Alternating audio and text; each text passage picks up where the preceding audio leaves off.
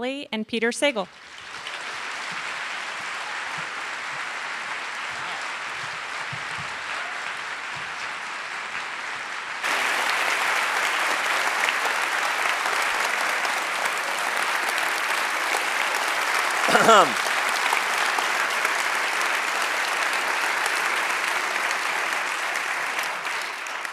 Just to be clear, I'm Peter.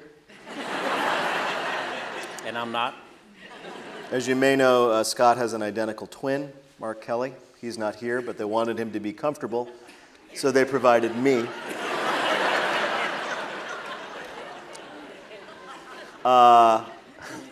So I actually, it's interesting, in addition to the obvious similarities.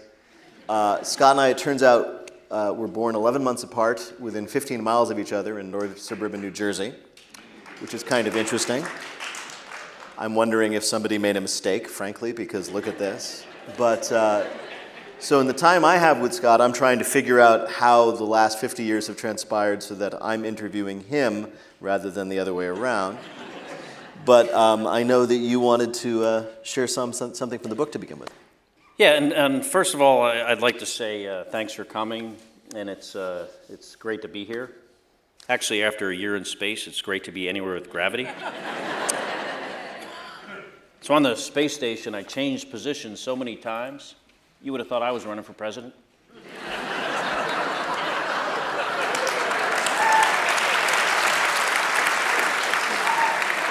Hey, and to those of you in the audience that do not appear to be space aliens, I'd like to say good evening. And to the rest of you, I come in peace. So, like Peter said, I'd like to read from the book a little bit so you can hear the book in my voice, and also so you don't have to then go buy the audiobook, because you already, I think, get one of these as part of this program. But I'm going to start in the beginning of the book in the prologue, just for about 5 minutes. And the prologue starts at the end of the story, which for some reason when I was writing it seemed to make sense.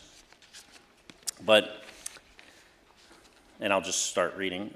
I'm sitting at the head of my dining room table at home in Houston, finishing dinner with my family, my longtime girlfriend Amiko, who's here somewhere, now my fiance, my daughters Samantha and Charlotte, my twin brother Mark, his wife Gabby, his daughter Claudia, our father Richie, and Amiko's son Corbin. It's a simple thing, sitting at a table and eating a meal with those you love, and many people do it every day without giving it much thought. For me, it's something I've been dreaming of for almost a year. I contemplated what it would be like to eat this meal so many times. Now that I'm finally here, it doesn't seem entirely real. The faces of the people I love that I haven't seen for so long, the chatter of many people talking together, the clink of silverware, the swish of wine in a glass, these are all unfamiliar. Even the sensation of gravity holding me in my chair feels strange. And every time I put a glass or fork down on the table, there's a part of my mind that is looking for a dot of Velcro or a strip of duct tape to hold it in place. I've been back on Earth for 48 hours. I push back from the table and struggle to stand up, feeling like an old man getting out of a recliner. Stick a fork in me, I'm done, I announce. Everyone laughs and encourages me to go to bed and get some rest, so I do. A few hours later, I wake up with flu-like symptoms. Then I say, I struggle to get up. I find the edge of the bed, feet down, sit up, stand up. At every stage, I feel like I'm fighting through quicksand. When I'm finally vertical, the pain in my legs is awful, and on top of that pain, I feel something even more alarming. All the blood in my body is rushing to my legs, like the sensation of the blood rushing to your head when you do a headstand, but in reverse. I can feel the tissue in my legs swelling. I shuffle my way to the bathroom, moving my weight from one foot to the other with deliberate effort. Left, right, left, right. I make it to the bathroom, flip on the light, and look down at my legs. They are swollen and alien stumps, not legs at all. Are there any kids in here, by the way? Okay, for the kids, earmuffs. Oh shit, I say. Amiko, come look at this. She kneels down and squeezes one ankle, and it squishes like a water balloon. She looks up at me with worried eyes. I can't even feel your ankle bones, she says. Then there's about 400 more pages after that. Yeah.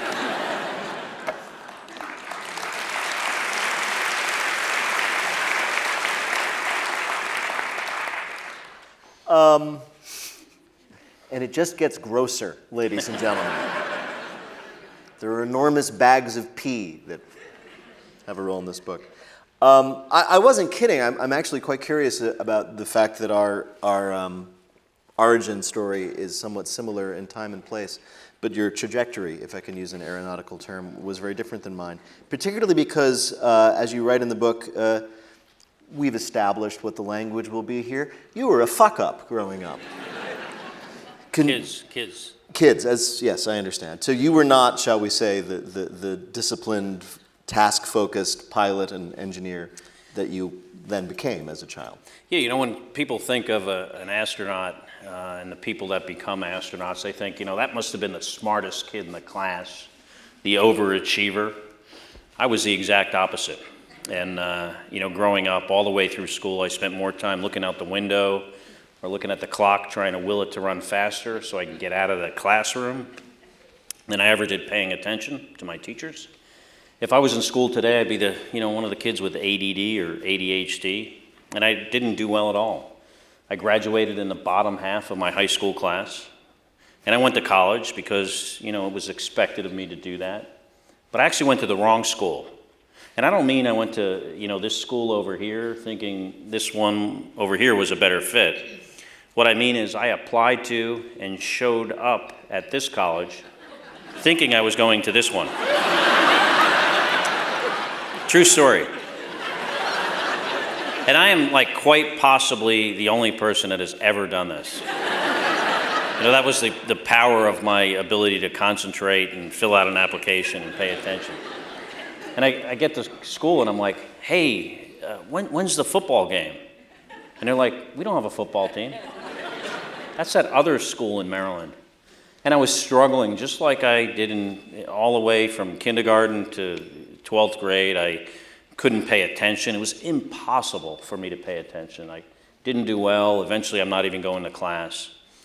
And then one day, you know, in the middle of my first semester, I'm walking across campus and I go into the bookstore to buy gum or something. Not a book.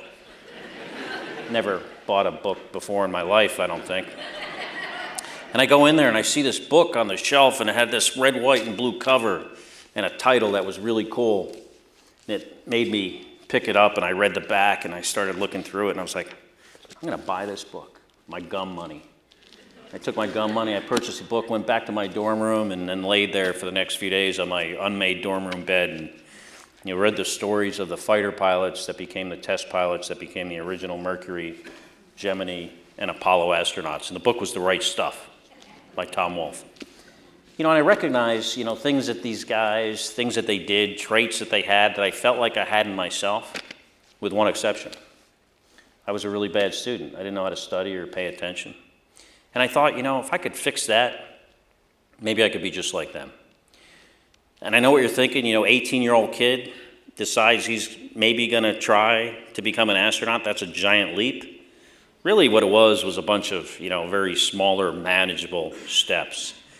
And I think back on that moment when I was 18 and I picked up the book and I hadn't really considered this much until I wrote the book. And then when you write a book, a lot of people that have never written a book before don't realize is that you write the book and then you have to read the book about 10 times during the editing process. And I recognize, you know, I'm thinking back, you know, I was 18 years old, I picked up the book. 18 years later, I was the first American in my class of 35 American astronauts to fly in space. And that, you know, I think that was a remarkable comeback. And I have a hard time believing it myself. I wanted to ask you about The Right Stuff in particular, because if you've read The Right Stuff, which everybody should, one of the things that it evokes is the test pilot sense that they were special, that they were part of a fraternity of men who had the right stuff, a certain level of courage, a certain level of daring, and a certain level of invulnerability that other people don't have. Did you see yourself in that at that time? Absolutely. I for whatever reason, I could really relate to these guys and their personalities. And surprisingly enough, one of the first passages in the book is about an airplane crash in Florida and the smell of the charred wreckage and even the remains of the person that had died. And I thought, as I'm reading that, I'm like, I want to do that. Which is kind of crazy, right? Because it's about a crash. But, I thought, what better way to live your life than, cheating death all the time? And that would make it more rewarding, make my job more rewarding. And that's what attracted me to this. One of the things in the book is that the guys who don't die believe that they would never be so foolish as to do X or Y or Z, deploy the landing gear too early or pitch the plane too seriously, that they would be immune to that kind of mistake. Do you see that in yourself? Absolutely not. And I think that's, seriously, that is a fatal error that a lot of pilots have. And I always say, when it comes to those kind of mistakes, those accidents, when people do things stupid, when they make the wrong choice and they crash, I always say there are those that have and those that will. And no one is immune from being, the person that could possibly do this. And, hopefully having that perspective is what, allows me to sit here today. There are a number of times in the book, your book rather, move on to yours, Tom Wolfe can market his own stuff, in which you come very, I'll say you are in the vicinity of death. Mm-hmm. For example, there was a famous crash off an aircraft carrier in which the first female, I think F-14 pilot was killed. You investigated that. There was, of course, flying the space shuttle, of which 2 did not come back. Did you have a method, mentally, a checklist of some kind to manage your experience, your fears, your terrors, your thoughts, as you went through those things that you knew quite vividly had killed somebody not that long before? In the Navy, we have this term called compartmentalization, which means, you focus, it's like hyper-focus on the stuff that you can control, which, in the case of an airplane is first flying the airplane and ignore, all the distractions. And, that's a skill I think people develop over time. And I think, I wasn't surprised. I know this, you'll find this hard to believe, but, once I graduated from college and I went to flight school, I wasn't the best pilot. I wasn't particularly good at it. And this is coming from a guy who's landed the space shuttle, which sounds crazy. But how good you are when you start something is absolutely no reflection on how good you can become with, practice, perseverance, and not giving up. And the first time I went to land an F-14 on an aircraft carrier, I landed so low that the hook of the airplane actually hit the back of the ship. That sounds bad. It sounds like crashing. That sounds like not a good thing. No. It's not crashing because the airplane wasn't damaged and I walked away, but it's pretty much as close as you can come to crashing. And, I rolled into that one wire, raised the hook, taxied. I thought I was going to the catapult, but they taxied the airplane to the side, chained it down, had me shut the engines down, opened up the canopy. I jumped out. The instructor that grades the landings is standing there at the base of the ladder, and first thing he says to me is, "Are you sure this career is for you?" He goes, "Yeah, you just, almost crashed on your first approach, and we're not going to let you try this again." And they sent me home, and I had failed during the day. And the hard part, when the people that do fail at this, which is a pretty high percentage, they only do it at night, and I just did it during the daytime. It's supposed to be easier. And, over the course of the next few weeks, they sat me down, they, talked to me, "Hey, here are your options." One option I had was I'd go try and fly like a cargo plane. That might be easier for me. But I didn't know anything about that. Maybe it would be harder. I didn't really know if I could even do that. Or I could try to fly, qualify again, knowing I had to do it with one more chance during the day and at night. And I thought to myself, what my options were and consider this. And I said, if I'm going to fail at something, I might as well fail at something that maybe is beyond my capabilities, something I think I can't achieve, just to really find out, how good I can become at this. So I decided to give it another chance. Navy helped me out, teamed me up with a Rio that would help me, monitor how I was flying, give me advice, and eventually I went back to the ship, and I was able to, not well, but able to at least qualify to land and then go off to a regular F-14 squadron. Right. Do you think that you have a particular resilience when it comes to dealing with failure that helped you out?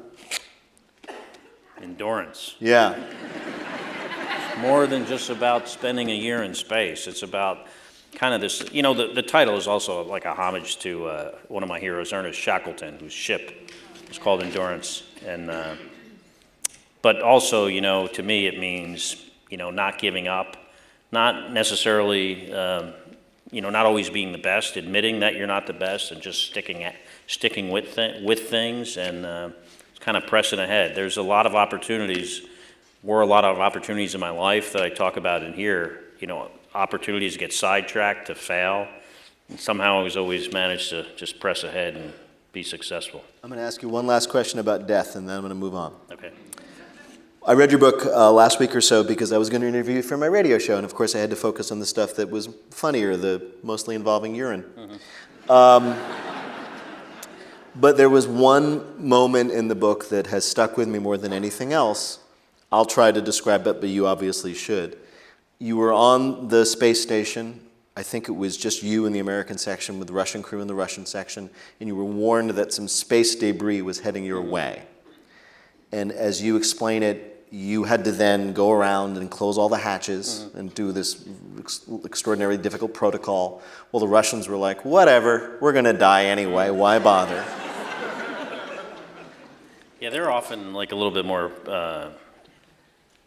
practically minded, often out of necessity because they, don't have as many resources, they don't have as much money, so a lot of the things they do in their space program, is related to, what they're working with.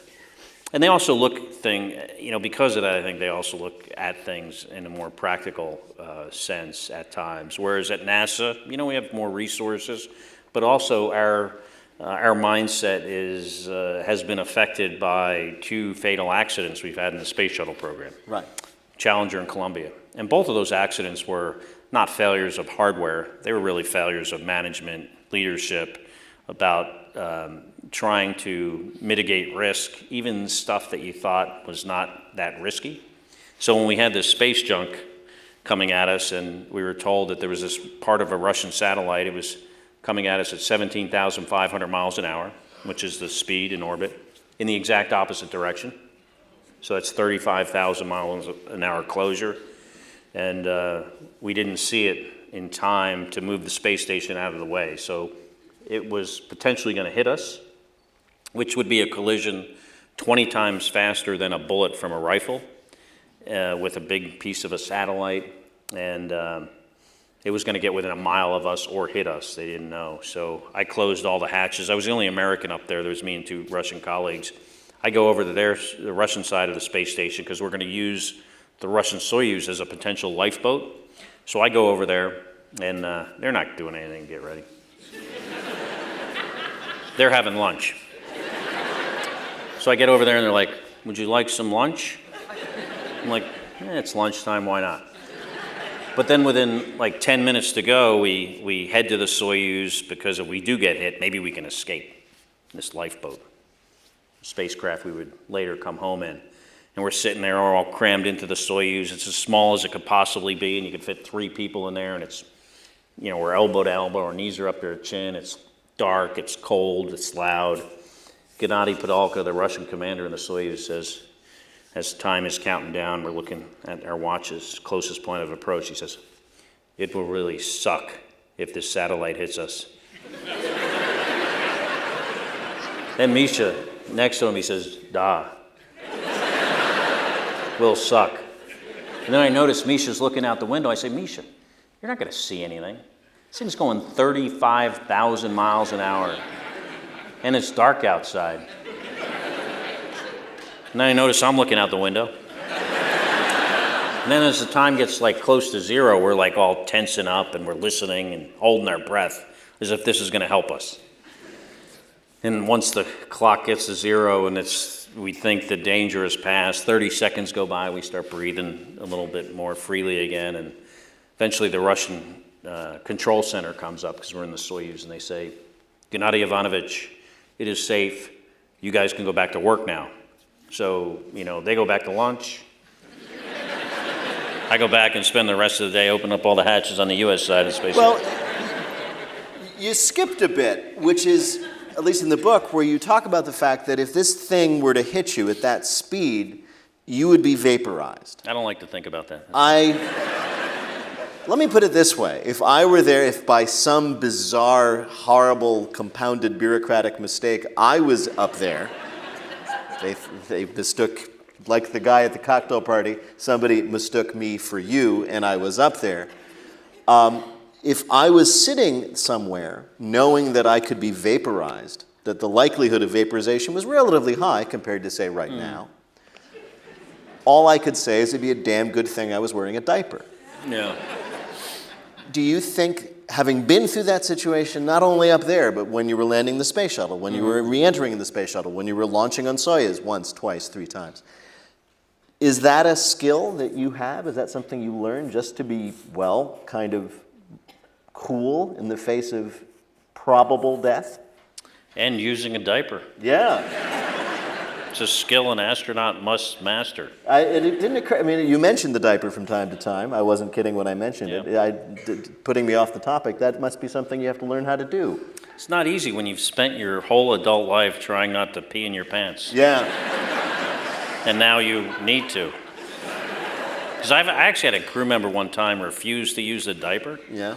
Then we got in space, and he couldn't pee. And he comes up to me and he says, I haven't peed in like 10 hours, and I can't now. And fortunately, we had a medical doctor on our crew, and I asked him, how is this going to, I was the commander of the mission, and I said, so how's this going to play out? And he says, well, he's either going to pee or he's going to start screaming. In which case, then we will catheterize him. Oh. Yeah. We kind of went around it. Yeah. Much in the way that the debris of satellite missed you.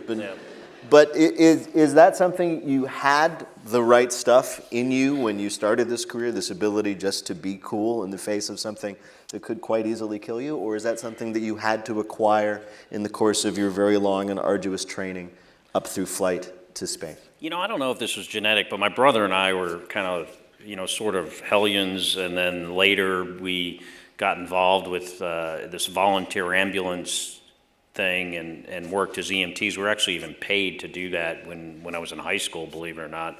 I can't believe some company allowed us to do that. I was driving an ambulance at 17 in Orange, New Jersey, which is a serious city. Yeah. And but people are always kind of shocked that my brother and I could be calm in some of these stressful situations. I don't know why, but that was I think it was just maybe a trait we were born with. Yeah. Is there anything at this point that scares you? The government. Yeah. At which point I should say, welcome back to Earth, and we're sorry. We wanted it to be so nice when you got back, and we messed it up.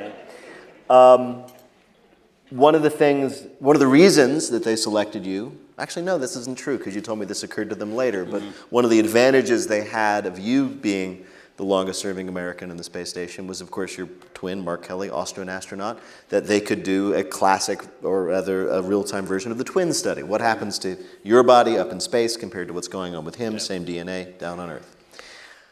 I know that they're very interested in the physical changes that happened to you during your near year on the space station. Were there mental changes? In what way, when you came back, were you a different person than when you went up? Yeah, so compared to my brother, when once I launched into space and I came back, they determined absolutely that I was now smarter and more handsome than my brother Mark. I also stretched. There was a lot of things in the news about me stretching. Yeah. It said it was, or growing 2 inches. It was actually 2 feet. My brother's really only this tall. He looks much taller on television, but he's really only 3'6". But yeah, there were a lot of these studies, these genetic studies that they did between my brother and I. Some interesting results at a genetic level that they didn't expect. There are these things called our telomeres that are in our chromosomes that are an indication of our physical age. So as we age, that's kind of the ends get shorter, they get more frayed and damaged. And the hypothesis was that me being in space, all this radiation, we get the equivalent of like 10 to 20 chest x-rays every single day we're in space, a lot of radiation. If you turn the lights out, you'll still see me sitting up here. He will disappear. And yeah, so there's a lot of radiation. They thought that would, shorten my telomeres. But the results was the exact opposite. Mine got better compared to his, which is interesting when you do an experiment and the results are opposite of what you think. There was other study just came out last week that my genes, not these pants, but inside of me, the gene expression I had these genes turning on and off much more rapidly and different than my brother on Earth. And then when I came back, they kind of calmed down eventually. And when genes re-express themselves, turn on or turn off, that can be either a good thing or a bad thing. They just don't know. But this is, some interesting science that came out of this twin study.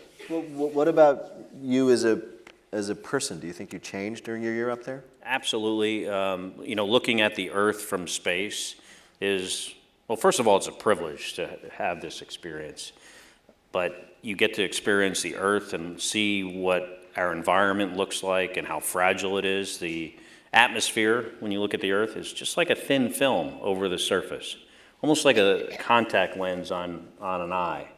And you think, man, that is so fragile looking. We really need to take better care of our environment and the planet. The planet's incredibly beautiful, but certain parts of it are almost always covered in pollution. I flew my first flight in space in 1999. There was more rainforest then than on my last flight. And then you also get this kind of orbital perspective when you look out on the planet, and it's incredibly peaceful looking, beautiful for the most part. You don't see any political borders. You do at night, but during the day you don't. And you get a feeling that, we are all part of one team, one planet, and we need to work together to solve our common problems. There were days in the summer when I was there, we had these beautiful passes over the Mediterranean Sea, perfectly clear, beautiful blue sea up against the deserts of North Africa. And then I would watch the news in the evenings, and I would see that see these little kids washing up on the shore trying to, get to safety from North Africa. And I'm thinking, man, why can't we do better to solve those kind of problems? And yeah, so it does absolutely change you. I think it makes you more empathetic, more, in touch with our humanity. Is there anything the view, obviously, the perspective, is there anything about life on the ISS that you miss in your day-to-day? Yeah, every day. I miss the work. I miss how technically challenging and complicated it was, and I miss the consequences of messing things up. Now if I mess something up, I don't know, I miss the airplane. Maybe I write a word that someone doesn't agree with. It's not going to kill anybody. But yeah, I miss that, and I miss the people. Absolutely, the people that I was up there with. All great friends, including the cosmonauts. Sure. That we are often, our countries at least are often at, odds with each other. Miss all those guys, which is interesting because when I'm in space, what I miss the most is people on Earth. Right. Yeah. And when you're down here, you're like, oh, guys. I miss those people. Yeah. It did occur to me that you write very glowingly about, as you say, the cosmonauts and also the American astronauts and the astronauts from the European countries, part of the European, and Japan, of course. It seems to me that you have to be a kind of an extraordinary human being to be able to manage just the close quarters for weeks or months at a time. without driving each other crazy? Well, I would never describe myself as extraordinary. I often say I'm like a below average guy doing a slightly above average job. But you have to be able to work with these, people that in some cases you don't really know them that well until you get up there. Yeah. But you have to be, the type of person that can work in very close quarters, like you said, and, avoid conflict because, we all got our issues, right? Amico, I'm sure will tell you, I got issues. And can, not be the easiest person always to get along with. And you need to be able to manage that in yourself and manage, issues that you have with the people you're flying with. Yeah. Do you ever find yourself getting frustrated with, God knows what, a gas station attendant or a line at the airport, and then just trying to remember the fact that you managed a 12-hour spacewalk without killing anybody and you can handle this? Yeah, occasionally, It's funny, I do a lot of speaking events. Not here, this didn't happen here, but often the guys are like trying to help me manage the little pack on my belt, like making sure I know how it works. It's got one button, on and off. Like, dude, I used to fly the space shuttle. It's got 2,000 switches and circuit breakers. Yeah, I would probably whip out that credential more than be good for anybody if I had it. I'm going to turn it over to the audience because I know there are a lot of people who are very interested in just a second, but I'm going to ask you one last question. I know that you've been not only writing the book and talking about the book, but you've also been doing a lot of public speaking. You've gotten very practiced at it. You're getting very good at getting laughs, which annoys me. I don't fly planes. Get off of my thing. But I was wondering if all the conversations that you've had with audiences, all the presentations you've made, if there's one thing that you wish you could tell people but haven't been able to about your experience, about space flight, about what you hope for it, about what you're afraid for it. If there's anything that you wish somebody would ask you or something that you could say that would get a laugh, but you haven't been able to figure out a way to do it, is there anything that you want people to know that you haven't been able to communicate so far? Recently I've gotten into a little bit of a, you used the word pee, right? Peeing content, so I can use it. You introduced urine? I introduced urine, diapers. I basically got this R-rated. So that's where I went, yeah. Yeah. That's my expertise, sir. Yeah, I've gotten a little conflict, a little maybe, pissing contest with some of these flat earthers. You got anyone out here? No. Everyone's entitled to their own opinion, but the flat earthers. This is the Humanities Festival. They go to the Ideas Week, so it's. And I say, I have been in space and I've flown around the Earth many times, but if the people that believe the Earth is flat are here, that's fine, you can believe that, but wouldn't the Edge be like a really popular tourist destination? I would go there like tomorrow and build a house and I could look over at the universe. Yeah. When I was a kid, I used to read, as well as being interested in science, in actual science and space flight and Apollo. I remember being woken up to watch it. I was really interested in science fiction and books like Stranger in a Strange Land, where there'd be aliens that would come from space. Day the Earth Stood Still, for example. And they'd have wisdom for us from space. We could use that now. I was about to say, well, you're here. What you got? Like I said, below average guy. Yeah. I mean, you're the guy that went to Harvard. Yeah, I know. I didn't go to Harvard. Harvard's down here, though. You were up there. Well, ladies and gentlemen, if there's anything, I believe there are people in the audience with microphones, so if you raise your hand, they'll find you. And your questions for Commander Kelly.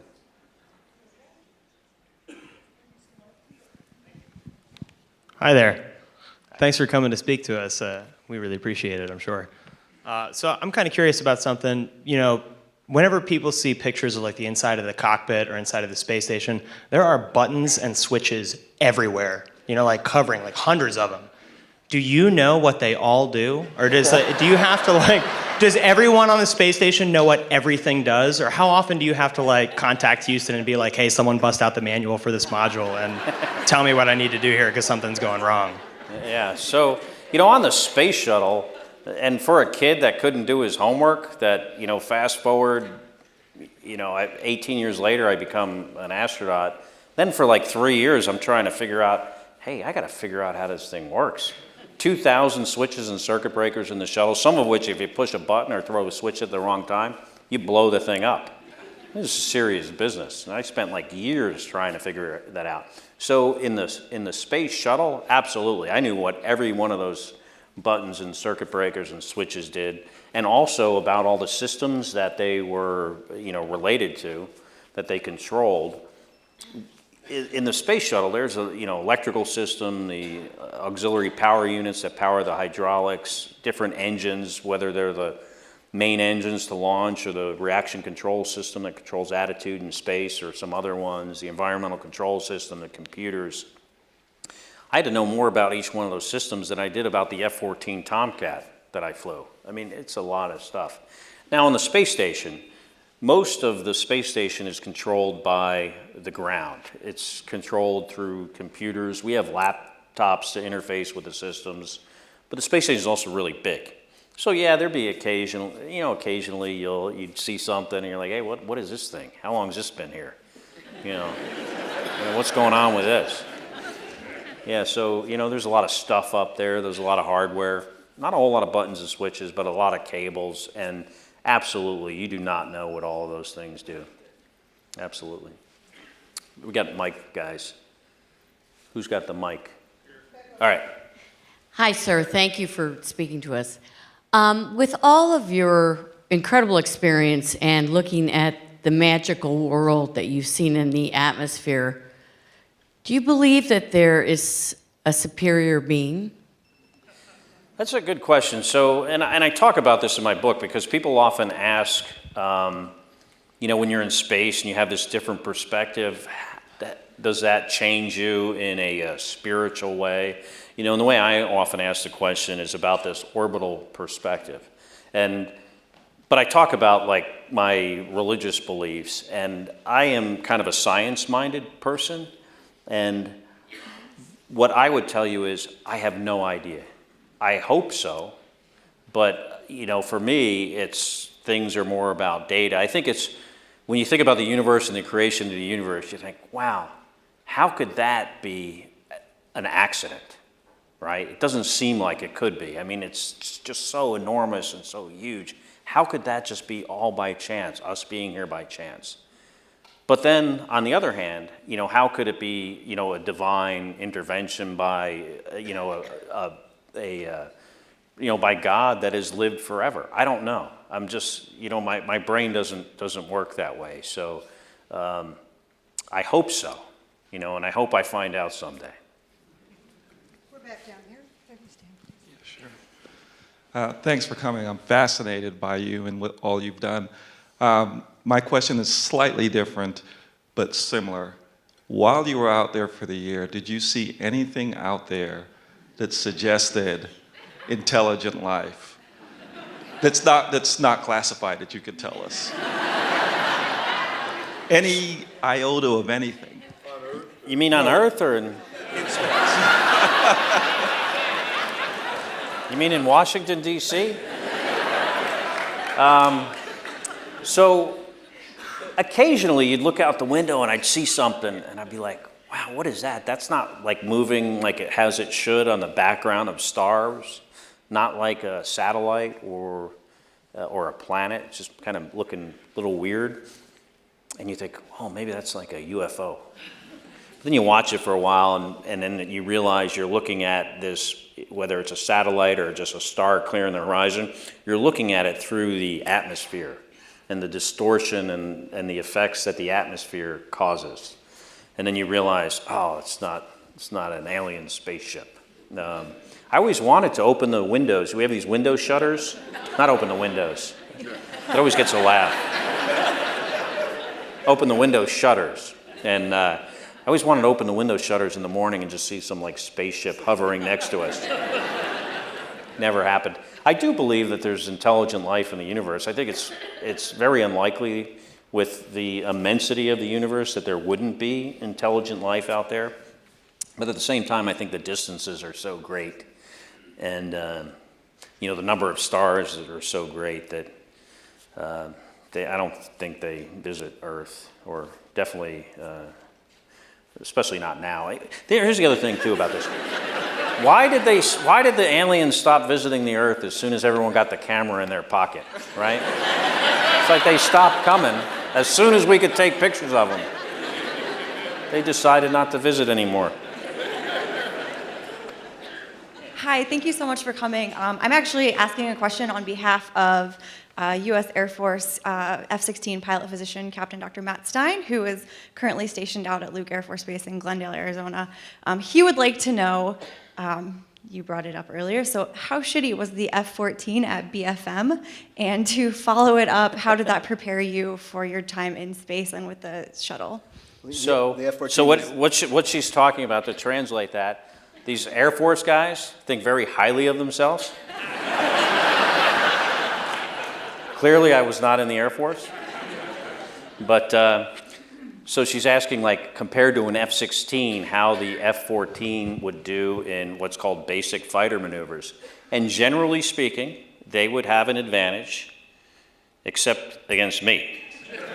Because I would put the big flaps down, and we weren't allowed to do that. And as soon as I did it, it was a different airplane. And in the Navy, we had this term, like when we're flying as a fighter pilot, and this doesn't apply like in other parts of your life, but it did fly in airplanes, and that is, if you're not cheating, you're not trying hard enough.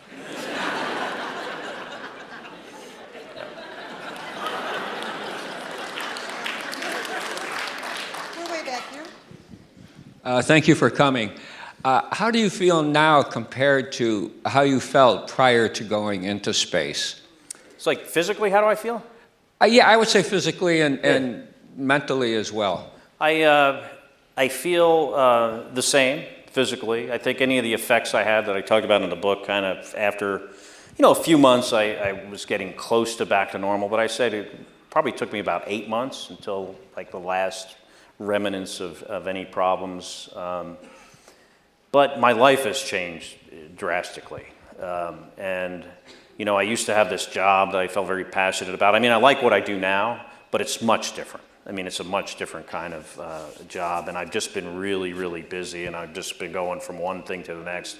It's actually, one of the most challenging years, or actually year and a half of my life was writing that book. So it's much different. But I'm doing okay. Thank you.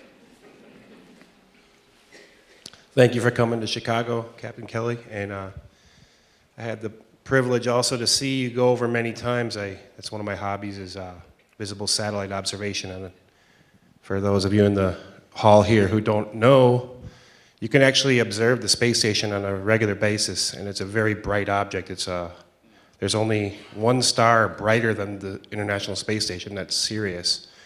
And so I had the pleasure to see him, and pretty much the entire lifetime of the space station, I've seen it going over. But I noticed that I think it was the Russians brought a guitar up there. And I think there's, I saw one gal, I can't remember her name, she brought Matt Malloy's flute up there. Do you guys just like sometimes hang out like it's a campfire atmosphere? And, you're like opening rations or whatever, the little plastic food containers, and just like jam out? Or like, is there seriously, is there like downtime, like camaraderie type deals like you'd associate with military service or whatever? I mean, like. Yeah, absolutely. It's your home. It's also the place you work in. And when we had some spare time, especially on the weekends or a Friday night, we'd get together, hang out. Russian segment usually. And when I was up there, we didn't have any big music, people that were really, would want to spend a lot of. Actually, I take that back. So on my previous long flight, I was up there with a woman, Katie Coleman, and she played the flute. which was kind of cool. And every once in a while, I'd get up in the middle of the night to go to the bathroom, and she'd be like in the cupola, which is this module with windows, and she'd be playing the flute there at like 3 o'clock in the morning. And I'm like, Katie, we got work tomorrow. You know, this is a school night. You need to go to sleep. Then I talk one story in the book about being woken up to bagpipes on a Saturday morning. One of my crewmates had some bagpipes flown up there. It reminded me of being at home in New Jersey listening to the bagpipes on like a Saturday football morning from the high school that was nearby. Can you imagine that, going 240 miles above the earth and the bagpipes follow you there? Mm-hmm. Yeah. So my question is, what was your favorite science experiment that you did when you were in space? So, you know, we have 400 different scientific experiments going on the space station. Some of them you're very familiar with and you know a lot about. Others, you don't even know what they are. They might be on the outside of the space station doing their own thing, or something that another crew member does. But one of the ones that I was really interested in, because it was very technically challenging, and it was actually working with the mice. We had a bunch of mice on board. We did, you know, they were part of an experiment. And I'm not going to go into too many details because it might be a little gross. But, you know, working with these mice I found very interesting and rewarding. Hey, and I understand there's a kid out here, and his name is Will, and it's his birthday. I want to wish him a happy birthday, and I want to make sure he gets to ask a question. So, Where's Will? There's Will. Hey, Will, can you make your way over to this Will. microphone over here? Will, when you you get got a a chance, question? then we'll come back over to you. just yell it. I'll hear you. Well, we're recording, so we want to make sure we get it. Do you ever get nauseous in space? I think everyone gets nauseous in space. Now, everyone doesn't throw up. So the question was, so everyone hears, do I ever get nauseous in space? I've never thrown up in space. I've seen a lot of people throw up in space. It's not pretty. They eventually get over it. I've thrown up when I got back. Not on this long flight, but the previous one that was 6 months, I threw up when I got back. So yeah, you deal with it. You have to. You have no choice, really. And Happy sir, birthday, Will. Sir, did you have a question up there? Did you want to go to the microphone? Up there in the balcony in the left? In the box? No? Okay. Hi. I've always wondered, how does it feel, Earth reentry? And now that you mentioned how the cosmonauts, how they take a look at things, like what was the atmosphere when you are just about to re-entry to Earth and friction is about to start to get like serious? Like what is going on inside the Soyuz capsule? Yeah. So, you know, I've flown in space 4 times, twice on the space shuttle, twice on the Soyuz, and, you know, they're sort of similar in that, you know, they both go to space and come back with people. That's where the similarity stops. Shuttle, and they're designed for 2 different things. They both did, you know, their job. The shuttle did it very well, and the Soyuz does it very well for what it's designed to do. They both come back in a similar way. They fire some engines, and for maybe like about 4 minutes, and that slows the spacecraft down by 300 miles an hour, and the rest of the speed is taken out by friction with the atmosphere. But the shuttle, you know, it's still risky, very risky way to come back. In some ways, it's probably more risky than in the Soyuz, because it's just a much more complicated vehicle. But, you know, it's a big cockpit. The windows are like 5 feet in front of your face. It's lands on a runway. It's kind of like, maybe more like driving a Bentley down Park Avenue. The Soyuz, much more medieval. You fire those engines to slow down, and then there's 3 modules, and you're in the middle one, and they're exploded apart, and you feel and hear all these explosions going on like around your head. And you're crammed in there as tight as you could possibly be, you and your 2 crewmates. When you hit the atmosphere, there's a window right by the side of your head. And pieces of the heat shield are flying by, as bright as the sun. And pretty soon you're in this 3,000 degree fireball The window is getting burned to a crisp. It gets hot inside. It's kind of like, going over Niagara Falls in a barrel, but while you're on fire. And as soon as you realize you're not going to die, it's the most fun you've ever had in your life. If I hated spending a year in space, which I didn't, but if I did, I'd do it all over again just for that last 25 minutes. You slam into the atmosphere, it's hard to breathe. Your trachea is actually being closed off by the G-forces. You have to put your head in this awkward position to be able to breathe. The parachute comes out, and you are thrown around like, Mr. Toad's Wild Ride at Disney World. It's actually made there's a story that I've heard secondhand about a former military test pilot screaming like a baby because he thought he was going to die. That's how violent it is when the parachute opens. But then it kind of calms down and you float, gently down to earth, and then you crash into it. It works. And I'm sorry, but at this time we have time for just one more question. We're going to go up to the balcony, sir. You had your close encounter with the satellite. I'm curious to know, how often does some object actually impact the space station in any measurable way? And are you able to quantify at all something catastrophic along the lines of what happened in the movie Gravity actually happening? Yeah. So the space station gets hit all the time. When I went out on 3 spacewalks, there are holes on the outside, on the handrails, other pieces of hardware. Fortunately, none of those. We have good debris shields, so if there are holes, it's not a hole in the pressurized volume. But some of those holes are bullet holes. I mean, it looks like a bullet. Someone shot a gun at a metal handrail, and there's a bullet hole in it.